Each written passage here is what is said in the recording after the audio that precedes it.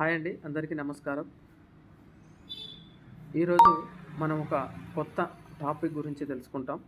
అదేంటంటే భారతదేశంలో టర్మ్ ఇన్సూరెన్స్లలో the best term insurance policy ఏంటంటే నేను పోస్ట్ ఆఫీస్ని సజెస్ట్ చేస్తాను.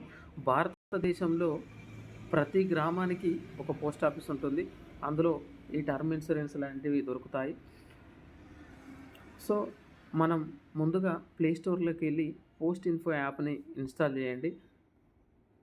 ఇలా వస్తుంది, ఇండియా పోస్ట్ అని వస్తుంది. పోస్ట్ ఇన్ఫో యాప్ ఇన్స్టాల్ చేయగానే ఇందులో ఉంటాయి service request, article tracking, post office search, postage calculator, insurance, interest calculator, register కంప్లైంట్లు, ఇలా ప్రతిదీ ఉంటుంది.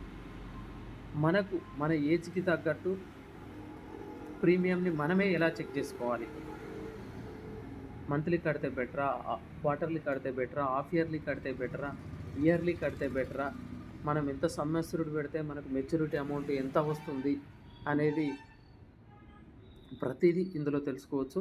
ఇందులో ఇన్సూరెన్స్ అని ఉంటుంది. ఇన్సూరెన్స్లో కూడా 4 వస్తాయి: agent login, customer login, by policy, premium calculation. So మనకు ప్రీమియం మన ఏజ్కి తగ్గట్టు ప్రీమియం ఎంత పడుతుందో తెలుసుకోవాలంటే ప్రీమియం క్యాలిక్యులేటర్ మీద క్లిక్ చేయాలి. ఇందులో 2 టర్మ్ ఇన్సూరెన్స్ పాలసీలు ఉంటాయి.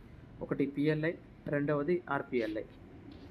పిఎల్ఐ ఎవరికి వర్తిస్తుందంటే ఎంప్లాయీస్కి, ప్రైవేట్ ఎంప్లాయీస్, గవర్నమెంట్ ఎంప్లాయీస్కి గ్రాడ్యుయేషన్ పూర్తయి ఉండాలి. గ్రాడ్యుయేషన్ పూర్తయి ప్రొవిజనల్ సర్టిఫికేట్, డిగ్రీ, పట్టా ఉన్న వారికి పిఎల్ఐ వర్తిస్తుంది.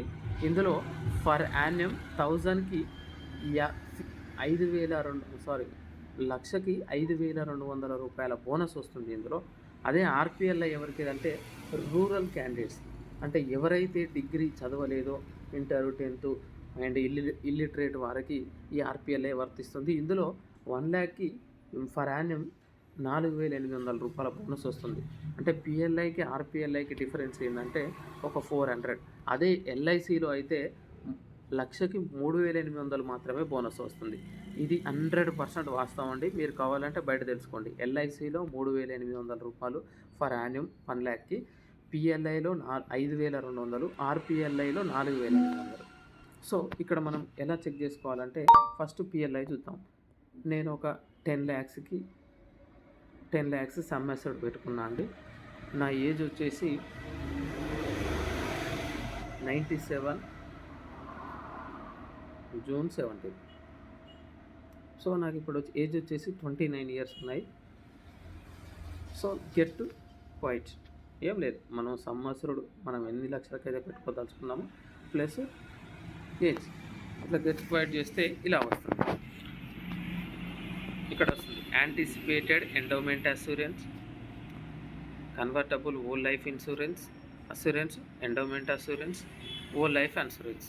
మనం రిమైనింగ్ వాటి గురించి తర్వాత తెలుసుకుందాం. ఇందులో ముందుగా ఎండోమెంట్ అస్యూరెన్స్ గురించి తెలుసుకుందాం.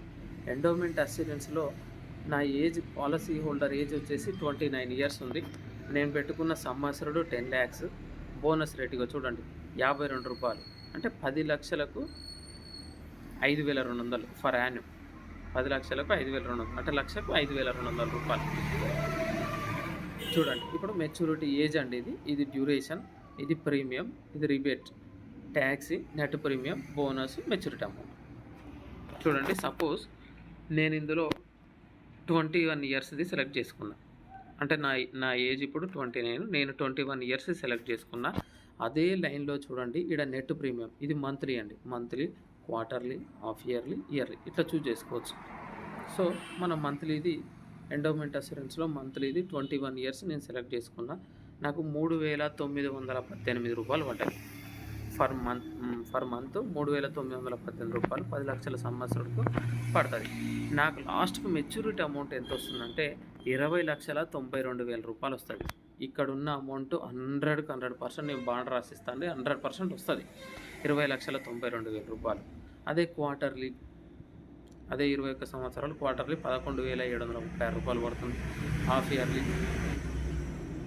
23,158 రూపాయలు పడుతుంది. ఇయర్లీ అదే 21 years 45,000, అంటే ఒక సంవత్సరానికి 45,000 రూపాయలు కడితే అట్లా 21 సంవత్సరం కడితే నాకు 20,92,000 రూపాయలు వస్తుంది. సో ఇది 1 ఇయర్‌కి. ఫస్ట్ 1 ఇయర్ కొంచెం ఎక్కువ పడుతుందండి. నెక్స్ట్ 1 ఇయర్ నుంచి పాలసీ ఎండింగ్ వరకు అదే 21 ఇయర్స్ చూడండి, రూ. 44,622 పడుతుంది. చూసారా? సో, ఇది ఇన్సూరెన్స్ ఎట్లా వర్తిస్తుందంటే, ఇప్పుడు మనం పెట్టుకున్న సమ్ అసలు 10 lakhs అండి. ఫర్ సపోజ్ మనం ఒక 5 సంవత్సరాలు, 21 సంవత్సరాలలో ఫస్ట్ 5 సంవత్సరాలు కట్టాం మనం. సపోజ్ నామినీ అనేవారు డెత్ అయ్యారు. ఈ మధ్యలో కాళ్ళు చేతులు విరిగితే ఏం రావండి, ఇది టర్మ్ పాలసీ. డెడ్ అయితేనే వస్తాయి. సో మరణించాడు. ఈ 21 ఇయర్స్లో ఒక 5 ఇయర్స్, ఫస్ట్ 5 ఇయర్స్ కట్టాడు, ఆ వ్యక్తి మరణించాడు. ఆ నామినీకి ఈ ఇన్సూరెన్స్ అమౌంట్ ఎట్లా క్లెయిమ్ అవుతుందంటే, ఫస్ట్ 10 లక్షలు అండి. సమ్మసుడు ఎంత పెట్టుకున్నామో అది మొత్తం క్లెయిమ్ అయిపోతుంది, 10 lakhs.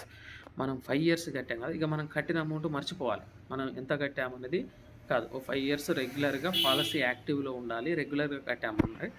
సో మనం 5 ఇయర్స్ కట్టాం, 5 ఇంటూ ఇక్కడ బోనస్ ఫర్ యాన్యుమ్ ఉందా, 5 ఇంటూ 52,000 అంటే ఎంత అవుతుంది, 2 లక్షల, దాదాపు 2,26,000 ఏవో 24,000 ఏవో అవుతుంది. 2,24,000 ప్లస్ ఈ 10 లక్షలు, మొత్తం 12,24,000 మనకు కవర్ అవుతుంది. సపోజ్ 10 ఇయర్స్ కట్టామండి. 10 ఇయర్స్ కట్టాక పాలసీ హోల్డరు డెత్ అయ్యాడు. అప్పుడు ఇట్లా వస్తుంది, 10 ఇంటూ 52,000 ప్లస్ 10 lakhs, మొత్తం 15,20,000 నామినీకి వెళ్ళిపోతాయి. ఇట్లా చూసుకోవడం. సేమ్ అదే పిఎల్ఐ చూసుకున్నాం అనుకోండి, అదే 10 lakhs, అదే 29 ఏజ్, అంటే చదువుకొని వారు ఉంటారు కదా, వారి కోసం ఇక్కడ ప్రీమియం అనేది కొంచెం తక్కువ పడుతుంది, వచ్చే అమౌంట్ అనేది తక్కువ వస్తుంది. ఇప్పుడు అక్కడ నాకు 20 లక్షలు, అదే 21 ఇయర్స్ చూడండి, 3,918 మంత్లీ.